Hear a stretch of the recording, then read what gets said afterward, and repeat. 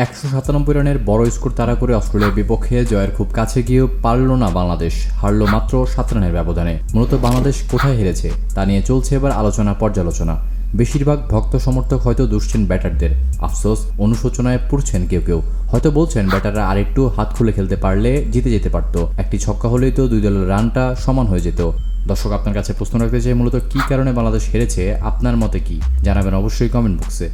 বাংলাদেশের ব্যাটারদের মধ্যে যাদের বিগ হিট নেওয়ার ক্ষমতা বেশি, যারা উইকেটে বেশি সময় থেকে বেশি বল খেললে রানের গতি বাড়ে, সেই তানজিদ তামিম, পারভেজ ইমন আর সাইফ হাসান উইকেটে সেট হয়েও কেউ লম্বা ইনিংস খেলতে পারেননি।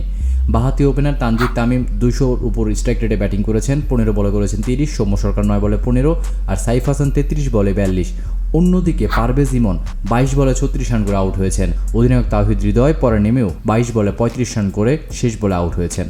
একটু লক্ষ্য করলে দেখা যাবে অস্ট্রেলিয়ার ব্যাটাররা যখন 197 স্কোর দিতে গিয়েছিল তখন ম্যাট রেঞ্চ এবং টিম ডেভিড প্রায় 170-এর অধিক স্ট্রাইক রেটে ব্যাটিং করেছে। এদিকে বাংলাদেশের টপ সারির এই 4 ব্যাটারও 160-এর অধিক স্ট্রাইক রেটে ব্যাটিং করেছে।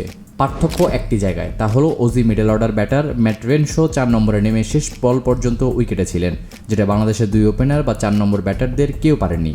মূলত বাংলাদেশ দলের ব্যাটিংয়ে 160-এর বেশি স্ট্রাইক রেটে ব্যাট করা তানজিদ তামিম, সৌম্য সরকার, পারভেজ ইমন কেউই দীর্ঘ সময় উইকেটে থেকে দলকে একটা ভালো অবস্থানে নিয়ে যেতে পারেননি। প্রত্যেকেই থেমেছেন বাজে শট খেলে।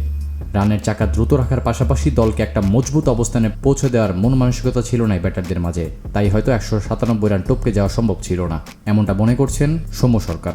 ম্যাচ শেষে তাই আকুতি জানিয়েছেন পরের ম্যাচে ভালো খেলার। দেখার বিষয় বাংলাদেশ বনাম অস্ট্রেলিয়া তৃতীয় ওডিআই ম্যাচটিকে জিতে। এতক্ষণ সঙ্গে থাকার জন্য আপনাকে জানাচ্ছি বিশেষ ধন্যবাদ।